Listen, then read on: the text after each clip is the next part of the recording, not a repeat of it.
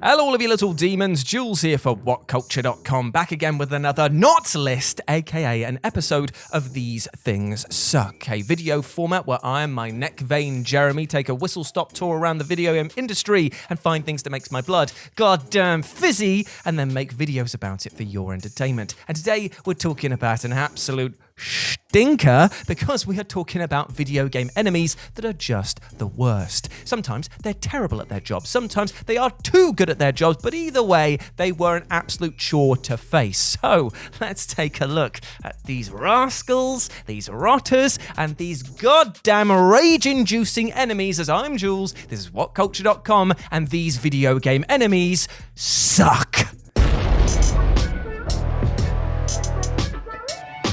Now, when it comes to Silent Hill, the franchise overall is pretty much well regarded for how it approaches its video game enemies, both in terms of their design and also for the sense of, oh, that's what my spine looks like. Thank you very much for showing it to me as you tear it from my body.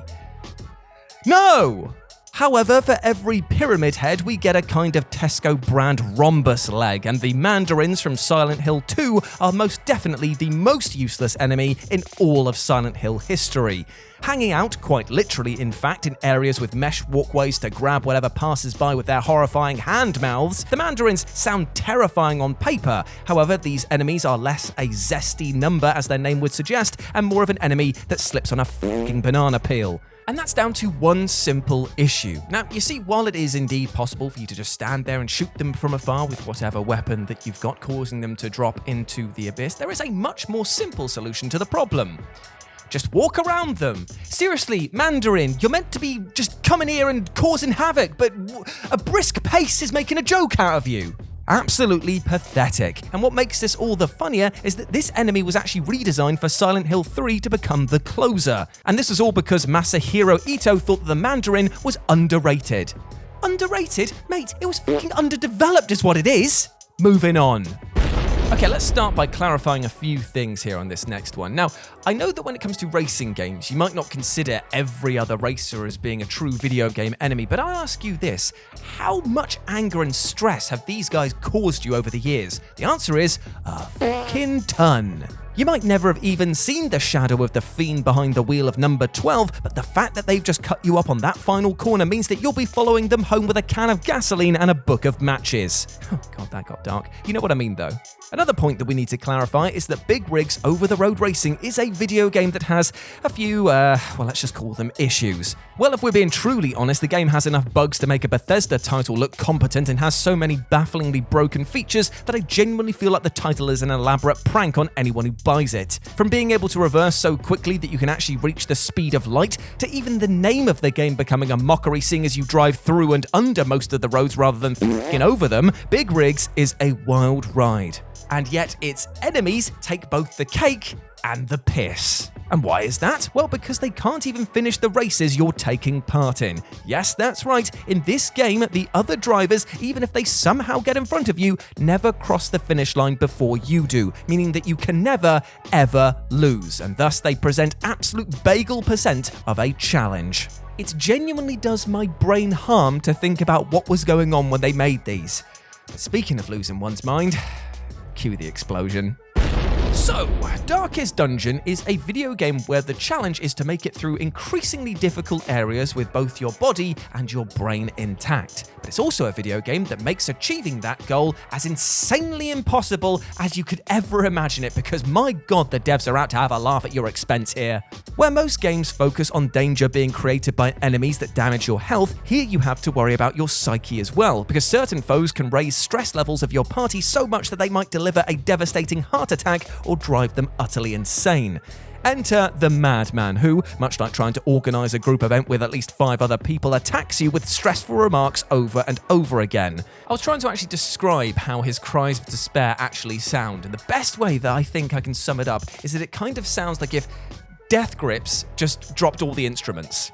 And this will tear groups apart at the seams and leave even hardened adventurers quaking in their boots. But no matter, you might think to yourself, I'll help this fellow along, and by that I mean I'll cave his fucking skull in. But here comes another charming feature of this little bastard, and that's that his dodging skills seem to be on bloody point. I've never met a chap who's lost this much of his mind and yet can do ballet dances around my attacks so efficiently, and I tell you this for none, it is fucking infuriating. Sure, there are other enemies in this game that will also drive you mad in both a metaphorical and literal sense, and shout out to the swines that not only cause stress damage but can also poison you with all of their filthy attacks, and by the way, by shout out I mean scream at the TV, fuck off. But the madmen appear so frequently and so early that you'll learn to loathe them in short order. Right, so when it comes to the Dark Souls franchise and its approach to enemies, it seems that every single one of them has graduated with a bachelor's degree from the School of Hard Cocks, because every single one of them has a dirty gimmick up its sleeve. My blood begins to bubble so much at the thought of the basilisks that can turn you into stone, or the near 360-degree tracking of the Turtle Knights in Dark Souls 2. However, there is one enemy that I know for a certifiable fact will be off everybody's Christmas card list, and that is the bloody blow dart sniper that can be found in the original game's Blighttown.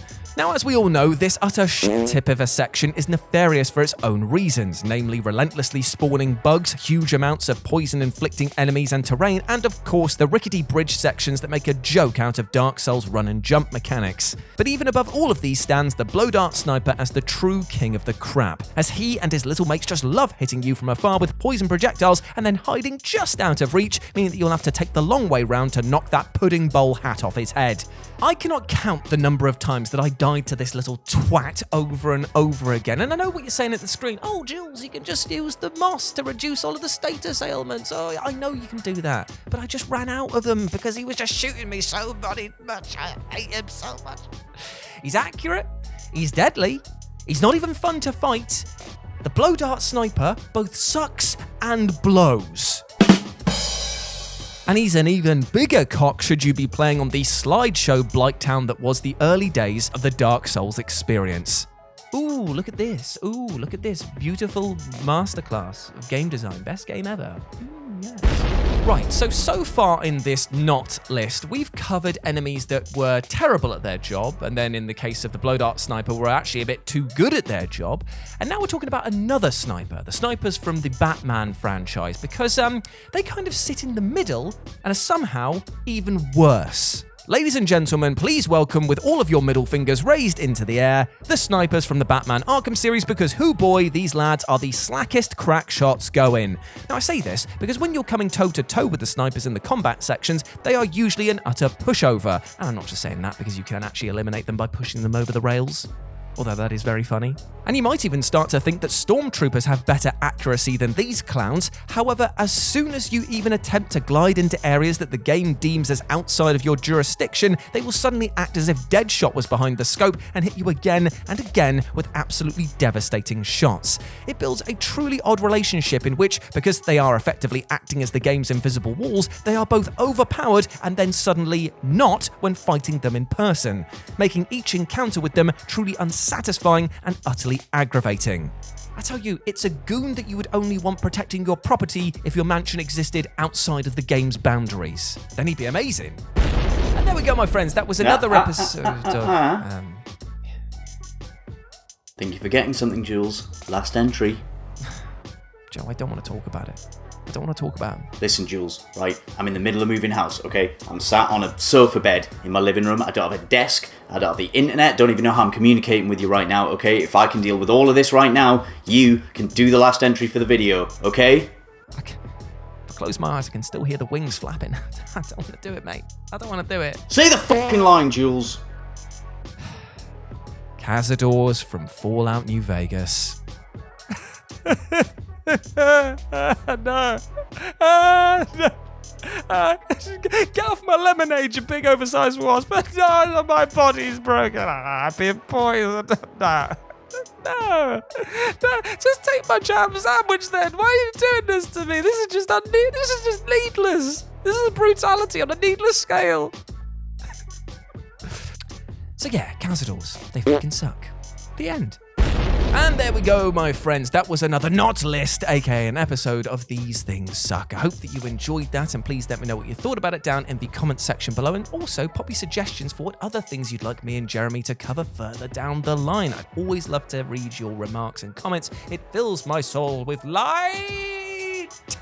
But also, before I go follow me over on Twitter at RetroJ with the 0, or over on Live and Let's Dice, where I do all of my streaming and Warhammer battle reports if you're interested in that sort of thing. Always got models on the painting table over there. At the moment, it is Black Orcs, because we're doing a Blood Bowl thing soon, so that'll be quite fun. Never played Blood Bowl before, so I'm looking forward to that. But before I go, I just want to say one thing. Obviously, with this series, I am over the top when it comes to my anger. I'm presenting a hyperbolic form of anger that I don't actually carry out into the real world, because that is a draining and horrible experience for both you and everyone else around you if you can't control it. So I urge you, my friend, to just go out there with peace and love in your hearts, because you deserve all of the best things in life, and treat yourself with that love and respect, and treat your neighbor with that love and respect, and build those bridges instead of burning them, because honestly, that is the only way we're going to move forward together as a society. All right?